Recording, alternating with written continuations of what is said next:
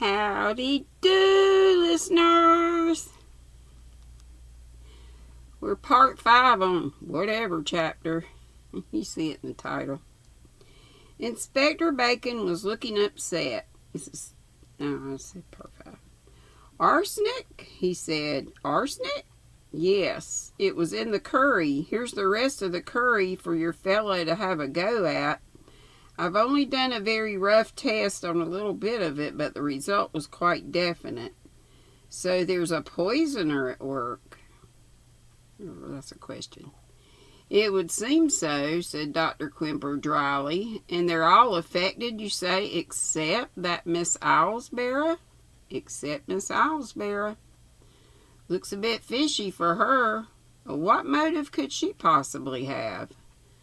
Might be barmy, suggested Bacon. Seem all right, they do sometimes, and yet all the time they're right off their rocker, so to speak. Miss Owlsbury isn't off her rocker. Speaking as a medical man, Miss Owlsbury is as sane as you or I are. If Miss Owlsbury is feeding the family arsenic in their curry, she's doing it for a reason. Moreover, being a highly intelligent young woman, she'd be careful not to be the only one unaffected. What she'd do, what any intelligent poisoner would do, would be to eat a very little of the poisoned curry, and then exaggerate the symptoms. And then you wouldn't be able to tell that she'd had less than the others? Probably not. People don't all react alike to poisons anyway. The same amount will upset some people more than others. Of course, added Dr. Quimper cheerfully, once the patient's dead, you could estimate fairly closely how much was taken. Then it might be, Inspector Bacon paused to consolidate his idea, it might be that there's one of the family now who's making more fuss than he need, someone who you might say is mucking in with the rest so as to avoid causing suspicion. How's that? The idea has already occurred to me. That's why I'm reporting to you. It's in your hands now. I've got a nurse on the job that I can trust, but she can't be everywhere at once. In my opinion, nobody's had enough to cause death. Made a mistake, the poisoner did? No, it seems to me more likely that the idea was to put enough in the curry to cause signs of food poisoning, for which probably the mushrooms would be blamed. People are always obsessed with the idea of mushroom poisoning. Then one person would probably take a turn for the worse and die. Because he'd been given a second dose? The doctor nodded. That's why I'm reporting it to you at once and why I've put a special nurse on the job. She knows about the arsenic? Of course, she knows, and so does Miss Owlsbury. You know your own job best, of course, but if I were you, I'd get out there and make it quite clear to them all that they're suffering from arsenic poisoning. That will probably put the fear of the Lord into our murderer, and he won't dare to carry out his plan. He's probably been banking on the food poisoning theory. The telephone rang on the inspector's desk. He picked it up and said, "Okay, put her through." He said to Quimper, "It's your nurse on the phone." "Yes, hello, speaking." "What's that?" "Serious relapse." "Yes, Dr. Quimper's with me now, if you'd like a word with him." He handed the receiver to the doctor. "Quimper speaking." "I see, yes." "Quite right. Yes, carry on with that. We'll be along." He put the receiver down and turned to Bacon. "Who is it?" "It's Alfred," said Dr. Quimper, "and he's dead." Oh my gosh. That was 19, because I see now we're at 20. Part 1. Over the telephone, Craddock's voice came in sharp disbelief. "Alfred?" He said. "Alfred?" Inspector Bacon, shifting the telephone receiver a little, said, "You didn't expect that?" "No, indeed. As a matter of fact, I just got him taped for the murderer. I heard about him being spotted by the ticket collector. Looked bad for him, all right. Yes, looked as though we'd gotten our we had got our man. Well, said Craddock flatly, we were wrong. There was a moment's silence, then Craddock asked, was a nurse in charge? How did she come to slip up?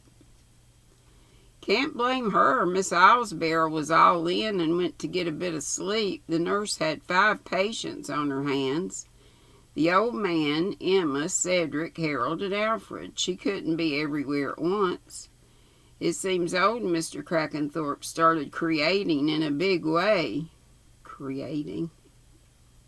Said he was dying. She went in, got him soothed down, came back again, and took Alfred in some tea with glucose. He drank it, and that was that. Arsenic again?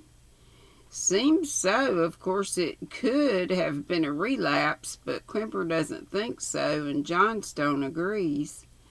I suppose, said Craddock doubtfully, that Alfred was meant to be the victim? Bacon sounded interest. You mean that whereas Alfred's death wouldn't do anyone a pennyworth of good, the old man's death would benefit the lot of them? I suppose it might have been a mistake. Somebody might have thought the tea was intended for the old man. Are they sure that's the way the stuff was administered? No, of course they aren't sure. The nurse, like a good nurse, washed up the whole contraption, cups, spoons, teapot, everything. But it seems the only feasible method, meaning, said Craddock thoughtfully, that one of the patients wasn't as ill as the others, saw his chance and doped the cup. Well, there won't be any more funny business, said Inspector Bacon grimly. We've got 2 nurses on the job now, to say nothing of Miss Owlsbarrow, and I've got a couple of men there, too. You coming down? As fast as I could make it. Part 2. Lucy Owlsbarrow came across the hall to meet Inspector Craddock. She looked pale and drawn. You've been having a bad time of it, said Craddock. It's been one long, ghastly nightmare, said Lucy. I really thought last night they were all dying. About this curry. It was the curry? Yes, very nicely laced with arsenic, quite the Borgia touch. If that's true, said Lucy, it must be. It's got to be one of the family. No other possibility? No, you see, I only started making that damned curry quite late after 6 o'clock because Mr. Crackenthorpe specially asked for curry, and I had to open a new tin of curry powder. So that couldn't have been tampered with. I suppose curry would disguise the taste. Arsenic hasn't any taste, said Craddock absently. Now, opportunity. Which of them had the chance to tamper with the curry while it was cooking? Lucy considered. Actually, she said, anyone could have sneaked into the kitchen whilst I was laying the table in the dining room. I see. Now, who was here in the house? Old Mr. Crackenthorpe, Emma, Cedric, Harold, and Alfred. They'd come down from London in the afternoon. Oh, and Brian Eastley. But he left just before dinner. He had to meet a man in Brackhampton. Craddock said thoughtfully, it ties up with the old man's illness at Christmas. Quimper suspected that was arsenic. Did they all seem equally ill last night? Lucy considered. I think old Mr. Crackenthorpe seemed the worst.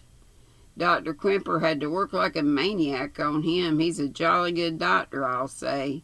Cedric made by far the most fuss. Of course, strong, healthy people always do. What about Emma? She's been pretty bad. Why Alfred, I wonder, said Craddock. I know, said Lucy. I suppose it was meant to be Alfred. Funny, I asked that too. It seems somehow so pointless. If I could only get at the motive for all this business, said Craddock. It does seem to tie up. The strangled woman in the sarcophagus was Edmund Crackenthorpe's widow, Martine. Let's assume that. It's pretty well proved by now there must be a connection between that and the deliberate poisoning of Alfred. It's all here in the family somewhere. Even saying one of them's mad doesn't help. Not really, Lucy agreed. Well, look after yourself, said Craddock warningly. There's a poisoner in this house, remember, and one of your patients upstairs probably isn't as ill as he pretends to be. Lucy went upstairs again slowly after Craddock's departure. An imperious voice, somewhat weakened by illness, called to her as she passed by old Mr. Crackenthorpe's room. Girl, is that you? Come here.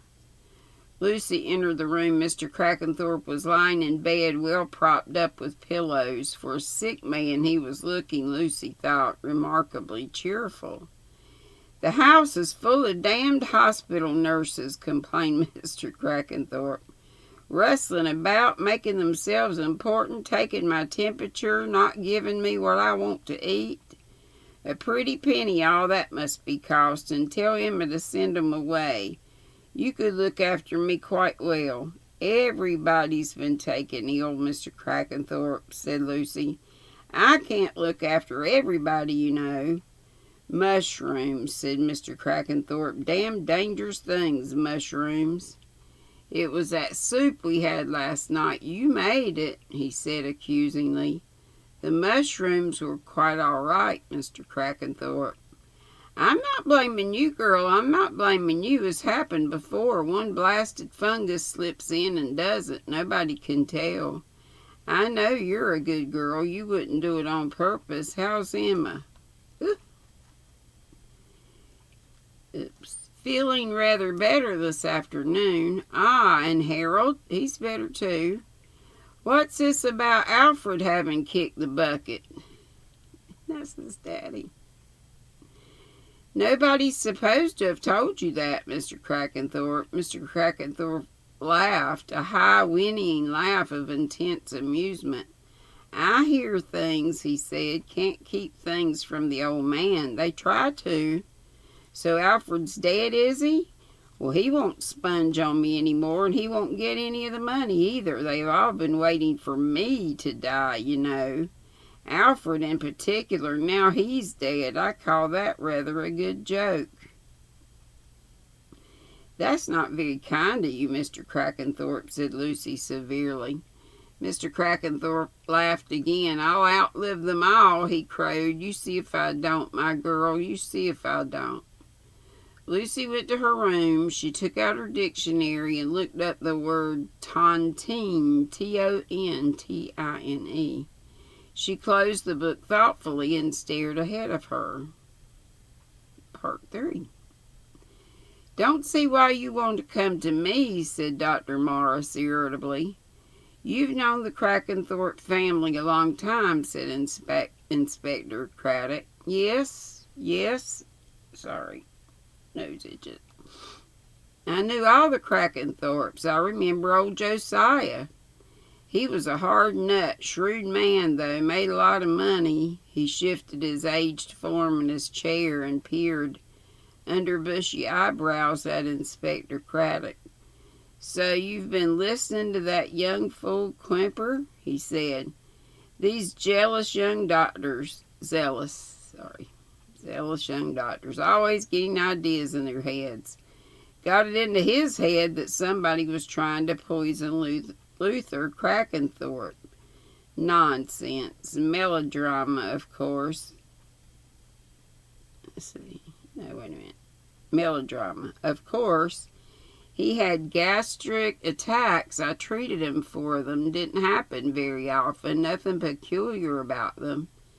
Dr. Quimper, said Craddock, seemed to think there was. Doesn't do for a doctor to go thinking. After all, I should hope I could recognize arsenal poisoning when I saw it.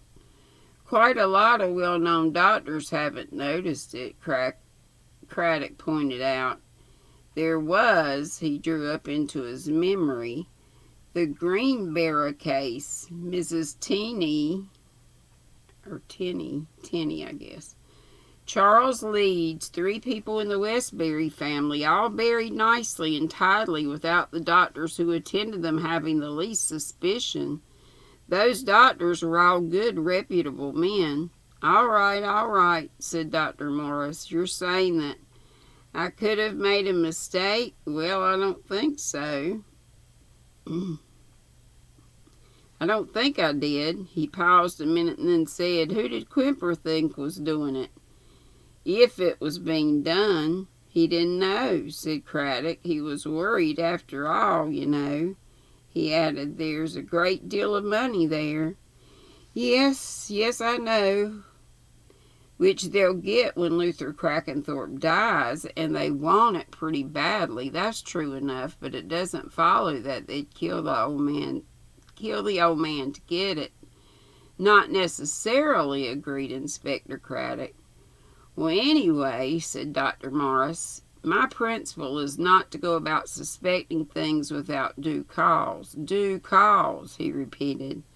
I'll admit that what you've just told me has shaken me up a bit. Arsenic on a big scale, apparently, but I still don't see why you come to me. All I can tell you is that I didn't suspect it. Maybe I should have. Maybe I should have taken those gastric attacks of Luther Crackenthorpe's much more seriously, but you've got a long way beyond that now. Craddock agreed. What I really need, he said, is to know a little more about the Crackenthorpe family. Is there any weird mental strain in them? A kink of any kind? The eyes under the bushy eyebrows looked at him sharply. Yes, I can see your thoughts might run that way. Well, old Josiah was sane enough, hard as nails. Very much all there. His wife was neurotic, had a tendency to melancholia. Came of an inbred family. Oh my gosh.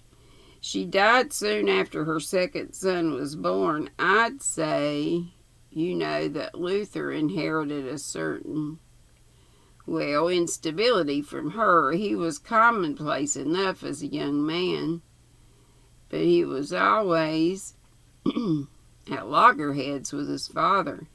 His father was disappointed in him, and I think he resented that and brooded on it, and in the end got kind of obsessive about it.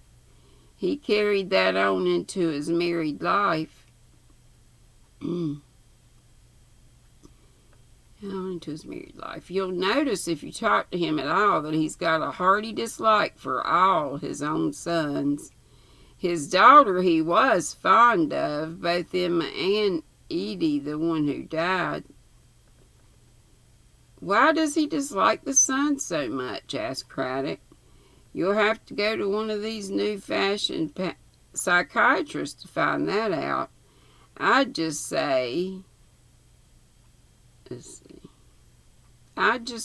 Luther has never felt very adequate as a man himself, and that he bitterly resents his financial position. He has possession of an income, but no power of appointment of capital. If he had the power to disinherit his sons, he probably wouldn't dislike them as much. Being powerless in that respect gives him a feeling of humiliation. That's why he's so pleased at the idea of outliving them all, said Inspector Craddock. Possibly it's the root, too, of his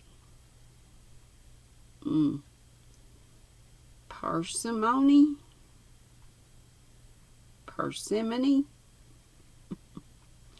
I think I should say that he's managed to save a considerable sum out of his large income, mostly, of course, because taxation rose to its present giddy heights. A new idea struck Inspector Craddock. I suppose he's left his savings by will to someone. That he can do. Oh, yes, though God knows who he's left it to. Maybe to Emma. But I should rather doubt. But I should rather doubt it. She'll get her share of the old man's property, maybe to Alexander, the grandson. He's fond of him, is he? said Craddock.